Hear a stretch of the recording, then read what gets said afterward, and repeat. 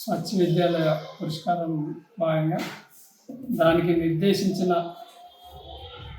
Parameters ఉన్నాయి కొన్ని. వాటిని కూడా అంటే మేము 10 సంవత్సరాలు కూడా గతంలో మండల స్థాయిలోనూ ప్రథమ బహుమతి, డిస్టిక్లోనూ ప్రథమ బహుమతి సాధించడం జరిగింది.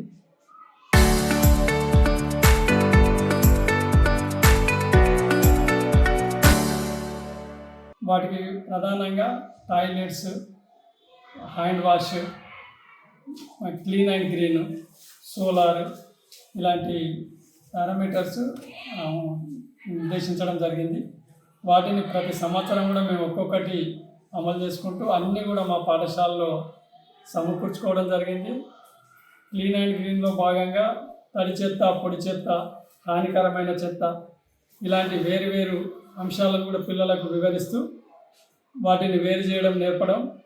రెండోది ప్లాస్టిక్ రహిత పాఠశాలగా పిల్లలు ప్లాస్టిక్ ఉపయోగించకుండా స్టీల్ బాటిల్స్ ఉపయోగించడం, తడి చెత్తను ఒక కాంపోస్ట్ పిట్లో అంటే బాక్స్లో వేయడం, పొడి చెత్తను ఒక బాక్స్లో వేయడం, హానికరమైన వేరే బాక్స్లో వేయడం ఇలాంటివి నేర్పించుకుంటూ వాటిని టాయిలెట్స్ని కూడా ఎప్పటికీ నిరంతరం క్లీన్గా ఉంచుకుంటూ ప్రతిరోజు సాయంత్రం క్లీన్ ఉంచడం, మధ్యాహ్నం పూట వాటర్ వాషింగ్ కూడా చేయించడం జరుగుతుంది.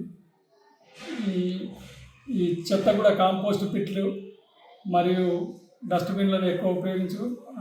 హ్యాండ్ వాష్ పిల్లలకి ప్రధానంగా మధ్యాహ్న భోజనంలో భాగంగా హ్యాండ్ వాష్ దానిలో ఉన్న భాగాలను కూడా ప్రతి పిల్లవానికి టీచర్స్ అందరూ కూడా చక్కగా లైన్గా తీసుకొచ్చి హ్యాండ్ వాష్ నేర్పడము. మంచి భోజనం కూడా పిల్లలకు కూడా మంచి భోజనాన్ని అందిస్తూ నిరంతరం పర్యవేక్షణ చేయడం జరుగుతుంది.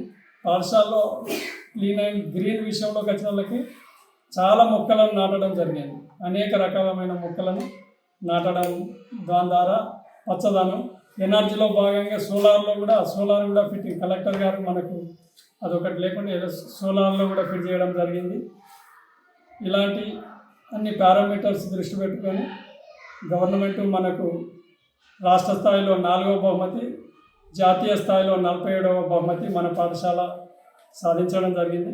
దీనికి ప్రతి ఒక్కరు కూడా అంటే మా టీచర్స్ అందరూ ప్లస్ వంట సిబ్బంది, ఆయా సిబ్బంది, గ్రామ పంచాయతీ సర్పంచ్ గారు, ప్రధానంగా జిల్లా కలెక్టర్ గారు అయితే లాస్ట్ మూమెంట్లో అంటే వారు ఎక్కువ శ్రద్ధ తీసుకొని పాఠశాలకు నిరంతరం ఒక పర్యవేక్షకుని పంపించుకుంటూ చేపించడం జరిగింది.